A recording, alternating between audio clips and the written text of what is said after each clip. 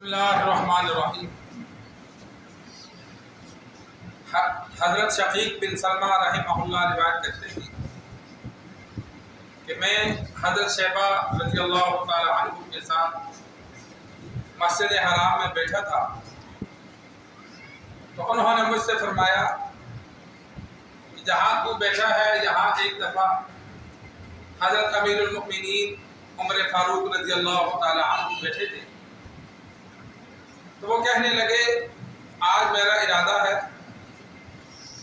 کہ سفید اور سرخ کو سونا چاندی مراد تھا کہ سب لوگوں میں تقسیم کروں گا، کچھ بھی نہیں چھوڑوں گا۔ تو کہتے میں نے آگے سے جواب دیا کہ آپ ایسا نہیں کر سکتے۔ تو عمر فاروق رضی اللہ تعالی عنہ نے مجھ سے آگے سے پوچھا کہ میں کیوں نہیں کر سکتا؟ کہتے میں نے آگے سے عرض کی کہ تیرے دونوں ساتھیوں نے ایسا نہیں کیا۔ سرکار دو عالم صلی اللہ علیہ وسلم اور ابو بکر رضی اللہ تعالی عنہ نے، عمر رضی اللہ تعالی عنہ نے فرمایا ہاں وہ دونوں ایسے ہیں کہ انہی کے اقتداء کا حکم ہے کہ ان کی اقتداء کی جائے۔ امام بخاری رحمہ اللہ نے مختصر واقعہ نقل کیا، سنن ابی داؤد میں تھوڑا سی تفصیل ہے۔ بیت اللہ کے اندر خزانہ ہے، بیت اللہ کے اندر کنواں ہے، اور پہلے جو سردار تھے، بادشاہ تھے، مختلف علاقوں سے سونا چاندی زیورات ایسی چیزیں بطور تحفہ ہدیہ موتی وغیرہ بھیجتے تھے، تو وہ اسی کنویں میں رکھے جاتے تھے اور دیواروں کے ساتھ لٹکائے جاتے تھے بیت اللہ کے اندر۔ تو جب مشرکین مکہ نے بیت اللہ کی تعمیر کی تو اس تمام خزانے کو کنویں کے اندر دفن کیا، اوپر برابر کر دیا، اور بیت اللہ کو زمین سے کافی بلند بھی کر دیا، جیسا کہ کل ذکر ہوا۔ وہ سارا خزانہ بیت اللہ میں مدفون ہے۔ عمر فاروق رضی اللہ تعالی عنہ نے اپنی خلافت کے دور میں حج یا عمرہ کے لیے تشریف لے گئے، تو بیت اللہ میں بیٹھے تھے تو دل میں خیال آیا، تو وہاں جو احباب بیٹھے تھے سامنے ذکر کیا کہ میرا ارادہ ہے کہ بیت اللہ کے اندر سے خزانہ سارا نکال کر تقسیم کر دوں۔ تو پاس بیٹھے شیبہ رضی اللہ تعالی عنہ فرماتے ہیں میں نے عرض کی کہ آپ ایسا نہیں کر سکتے۔ عمر فاروق رضی اللہ تعالی عنہ نے فرمایا کیوں نہیں کر سکتا؟ تو آگے سے جواب دیا کہ آپ صلی اللہ علیہ وسلم کو اس خزانے کا علم تھا۔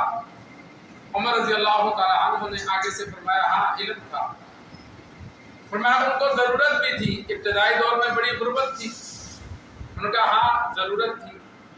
ابو بکر رضی اللہ تعالی عنہ کے 2.5 سالہ دور خلافت تھا، ان کو علم تھا، ضرورت تھی، ان دونوں نے نکالا نہیں نکالا۔ فرمایا اے عمر تو بھی نہیں نکال سکتا، کہ جب ان دونوں نے کام نہیں کیا اس وقت ضرورت بھی تھی، اب تو ضرورت بھی نہیں ہے۔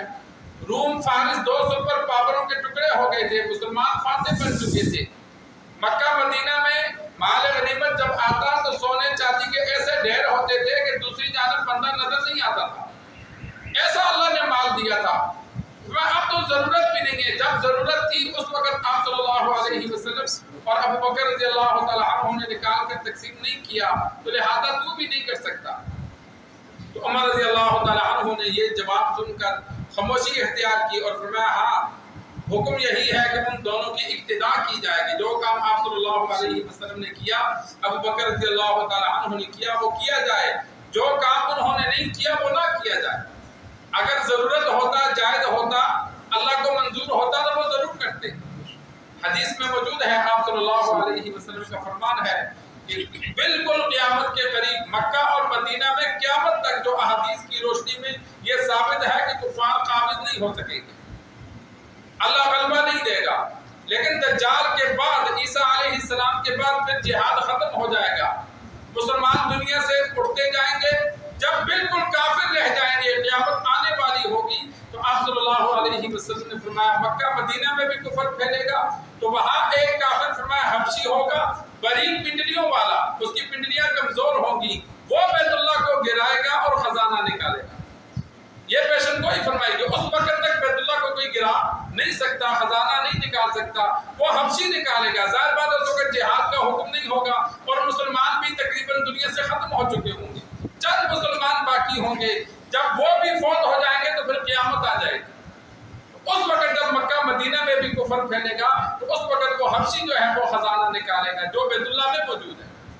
سرکار دو عالم صلی اللہ علیہ وسلم نے یہ پیشن گوئی فرمائی تھی۔ البتہ مدینہ کے قریب تک کفار جائیں گے۔ جب عیسیٰ علیہ السلام کا دور آئے گا تو اس سے پہلے کفار کو پوری دنیا میں اتنا غلبہ ہوگا کہ مکہ اور مدینہ کے قریب تک چلے جائیں گے، لیکن پھر اللہ امام مہدی کو بھیجے گا تو دوبارہ اللہ مسلمانوں کو فتح دے گا۔ پھر عیسیٰ علیہ السلام آئیں گے تو اللہ ایسی فتح دے گا کہ پوری دنیا میں ایک کافر بھی نہیں رہے گا، دوبارہ اللہ مسلمانوں کو فتح دے گا۔ تو یہ عروج و زوال مسلمانوں پر قیامت تک آتا رہے گا۔